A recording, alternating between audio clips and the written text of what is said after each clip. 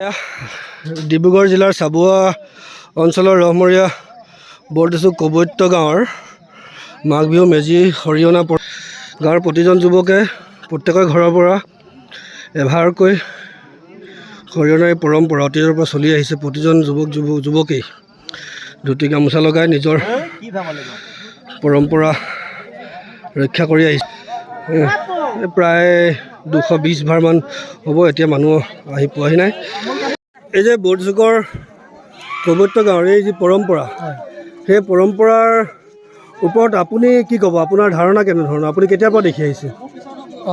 সেইটো ক'বলৈ গ'লে অতীজৰ পৰা চলি আছে আৰু একজেক্টলি কিমান বছৰৰ পৰা হৈছে আমি ক'ব নোৱাৰিম। এইটো স্মৰণা অতীতৰ পৰা এইটো চলি আহিছে আৰু এইটো সমগ্ৰ অসমৰ ভিতৰতে ডিব্ৰুগড় জিলাৰ অন্তৰ্গত ৰহমৰীয়াৰ বৰদিছু কবৈত্য গাঁৱত যিটো সৰিয়নাৰ মাঘ বিহুৰ সৰিয়নাৰ যিটো পৰম্পৰা, ই অনন্য পৃথক আৰু এইটো ব্যতিক্ৰম এটা পৰম্পৰা হয়। আপুনি মাঘ বিহুৰ উপলক্ষে আপুনি সৰিয়না পৰম্পৰা আপুনি ক'তো দেখি নাপায়। এইটো কেৱল আমাৰ ৰহমৰীয়া অঞ্চলৰ বৰদিছু কবৈত্য গাঁৱত দেখিবলৈ পাব আৰু এইটো সংস্কৃতিতে আমাৰ একতা সমন্বয় এইটো সূচাইছে আৰু প্ৰতি বছৰে আমাৰ এই সংস্কৃতিটো মানে আমি পালন কৰি আহি আছোঁ আৰু অনাগত দিনলৈ পালন কৰি গৈ থকা, তাত কোনো কৃত্ৰিমতা দিয়াত নহ'ব। আৰু বিশেষকৈ ইয়াত কি হয়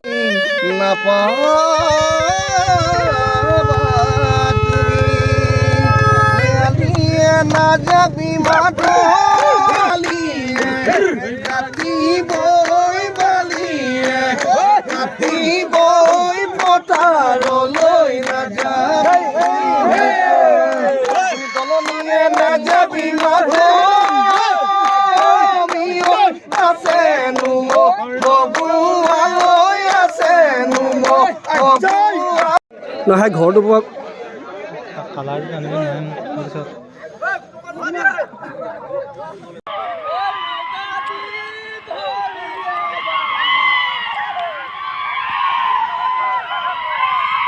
দেখোন লৈ লওক পানী গৈ থাকে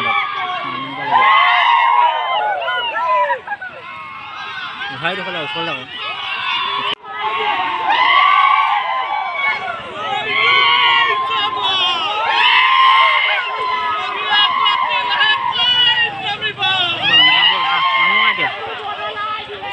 নামি দিঙা